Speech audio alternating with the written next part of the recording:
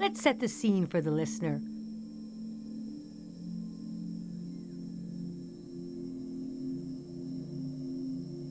Whoever that might be. This is the elder speaking. We're sitting in the plaza, saying goodbye to a dear soul. We're here to see if there's anything useful in my mind that could help you on your trip.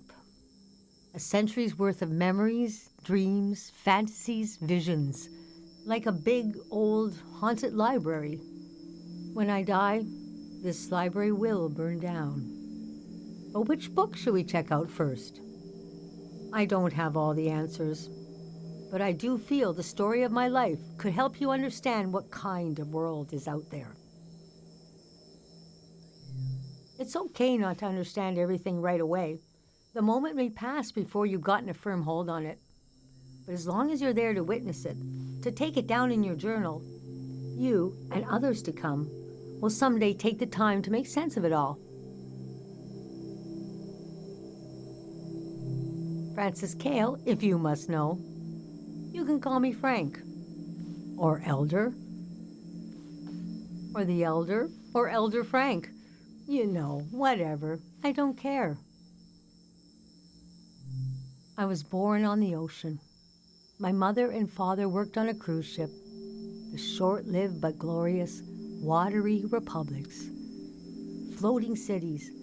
Most won their independence by the time I was born. How can I describe them? They were a jewel of the golden season. Pleasure boats with a radical political program. How nice. The golden age was a time of flags, logos, mottos, mastheads.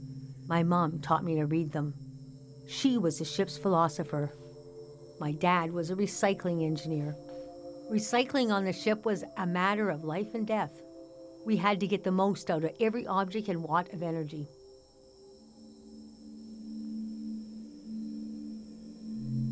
These symbols and gestures were layered with meaning. There are signals in the way you might move your hands or close your eyes. Her job was to manage the symbols and their meanings. She designed the ship's flag, for example. Let me draw it for you. After the war, people were disgusted with groups and symbols. Keep an eye out on your trip. I bet you won't see a signal flag fly. Her name was Augusta Cale. I loved the way the ship would tilt and roll with the waves, especially as I fell asleep. It was so... Picture me as a kid in bed, feeling the swaying of the ship. It was like being rocked to sleep as a baby. I loved exploring the ship too, wandering through the suites, the swimming pool, the game rooms, and oh, there were 2 dance halls, a large, elegant one and another one in the basement. A lot of my firsts were down there, my first dance, my first kiss, and so forth. Our ship was taken over in the early days of the war. That was the end of the watery republics. I heard the dance hall in the basement became a weapons cache. Took me half my life to say goodbye to the world I knew in my youth. Imagine me and my parents and everyone I knew being escorted off the ship by a company of soldiers. And I'm thinking, I hope they don't make a mess of my room. I was embarrassed by the younger kids who were crying their eyes out. But they knew, I guess. Even as things got bad, I couldn't imagine the changes were permanent. It's easy now to look back and say, the internationalism of the golden season was violently breaking down. You can be naive about all kinds of things, but not war. Most of my life has been spent in isolated communities, and the one moment I was in the wild world, you couldn't pick a more chaotic time. And we had been warned this season was going to end. Oh, but we didn't understand the warning. You see, one night, along a coastline, we saw beautiful lights shimmering above the water. Later, we found out this was an ancient warning system. It hadn't been used in so long. We didn't know what it meant. We just thought, well, ain't that pretty? We tried to stick together and camped out on the coast of the prismatic grounds. A kingdom of art and science. They got rich during the golden season. Everything that made them beloved before the wealth came. Passionate, uncompromising, self-obsessed, made them unbearable once they had power. Artists make terrible kings. Are you sure you want me to keep going? The story gets darker from here on. Okay, so conditions in the camp were getting worse. My mom got lost in thought for long periods of time. She'd be completely still for hours, days even. We realized she caught, well, now we call it time misperception disorder. It's when you lose your ability to tell how much time is passing. A minute can feel like an hour. A day can pass in 10 seconds. We don't know exactly. Our consciousness is delicate. There are minerals and sounds that can adjust it. Dr. Fumio's greatest fear was that someone would use this as a weapon. We heard about a traveling doctor who could cure these kinds of diseases.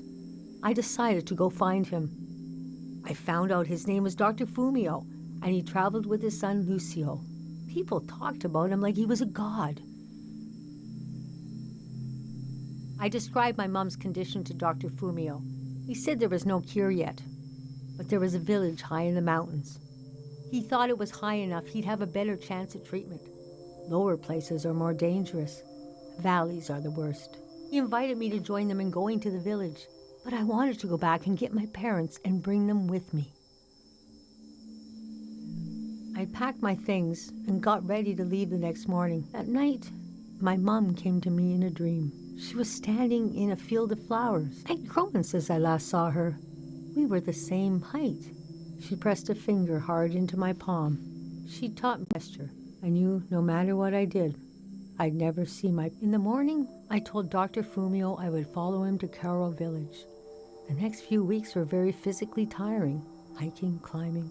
And when we found the village, building, planting, cleaning, Fumio brought sick people from all over the world, and they got better. The treatments worked. Everyone was healing. So why couldn't I? One day, we got word the war was over. We never found out how it ended. It was like peace just swept over the earth in a split second. There was a party in the plaza to celebrate the end of the war, but I couldn't bring myself to go. Yes, it was over, but it had taken my home, my family. That night, as I was falling asleep, I felt the bed tilt and sway gently, as if it was being tossed on the waves of the ocean. As if I was back in my bedroom on the ship. As if I was back in my mother's arms, being rocked gently to sleep. I knew I was finally home, and nothing could hurt me.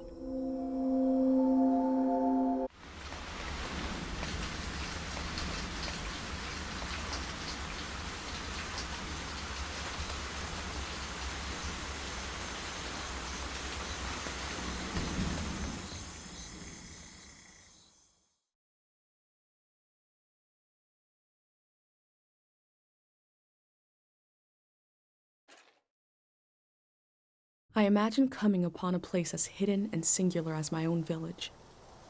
Eventually, I found myself circling a valley, looking for a way in.